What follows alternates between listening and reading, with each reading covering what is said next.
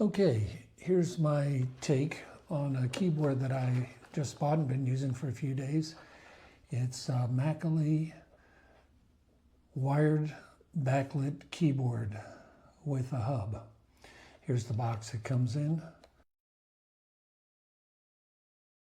It starts with a little owner's guide for it, and it tells you how to set up the keyboard and what to do just in case it isn't recognized by your system. I did not have that issue at all, of course. So that's included. And then there's also a little insert, what to do and how to troubleshoot if the numeric keypad is not recognizing you typing numbers. I did not have that issue either, but there's a little troubleshooting insert on that. All right, the keyboard itself here in the box, I really like the look of it. It's got scissors style keys that give you a little click and feedback. You'll see that when I'm connected to my system, and it also comes with a nice long cord for connecting to your device. And one of the really nice things about it is that it includes both USB-A and USB-C at the other end. In my case, I need USB-C, so I just pop that off and I've got what I need. So that's really neat. It's one or the other, and I really like that feature. All right, well, let's go take a look at the keyboard. So here's a nice overall look at what the keyboard looks like. And as I pan across, you can see it's a nice clean look. It has scissors style keys that give you a little audible feedback. The inverted T for cursor keys, numeric keypad. Here's a close-up of that area.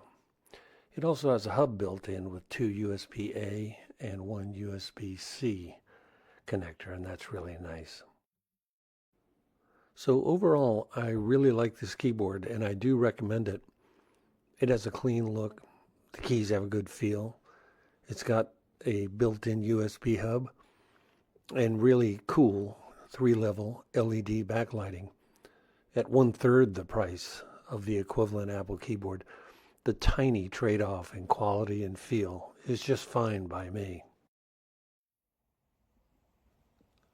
The rest of this video is dedicated to the top row function keys and the shortcuts assigned to them, how they work, what it looks like on screen, and so on. If that interests you, keep watching.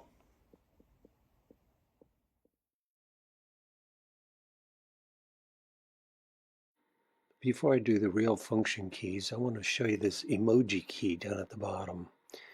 When you press this key, the little emoji palette shows up no matter what app you're using, and that's pretty neat. I like that. Okay, let's look at the keys along the top row, starting with this one. It's both the escape key and has that functionality, but it also is a toggle for the function keys 1 through 14. When you press the function key down at the bottom and this one up at the top, it toggles the function keys 1 through 14 between shortcuts and the old-fashioned generic function key that you might sometimes need. The F1 and F2 shortcut keys are intended to increase or decrease the brightness of your Mac computer's screen.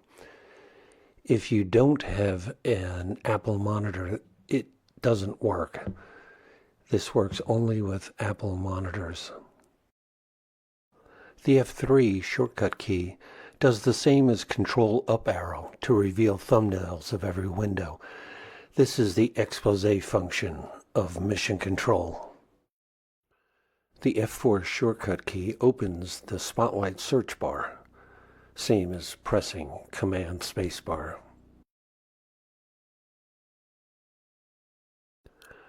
The F5 and F6 shortcut keys control the keyboard's LED backlighting, which is fantastic. There are 3 levels of brightness that are available. Pressing the F6 key increases the brightness, and pressing the F5 key decreases the brightness all the way down to turning it off. The F7, F8, and F9 function keys are used as shortcuts for rewind, play pause, and fast forward. And they pretty much work as expected. I tried it both with Apple Music app, and here you see it being used with a QuickTime Movie.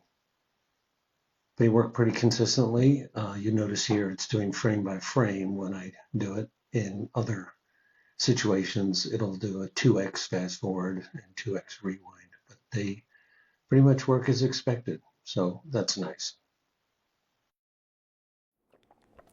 The F10, 11, and 12 shortcut keys control the volume, and they work as expected. F12 is volume up, 11 is volume down, and F10 is a mute button. Works perfectly.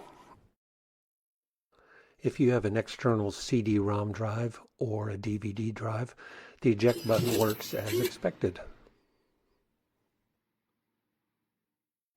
The F13 print screen shortcut key opens the print dialog.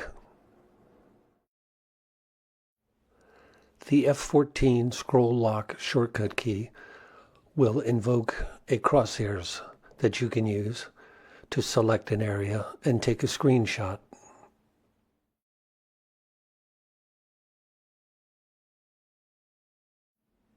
The power button, when pressed, puts the system to sleep. Pressing it again wakes it back up.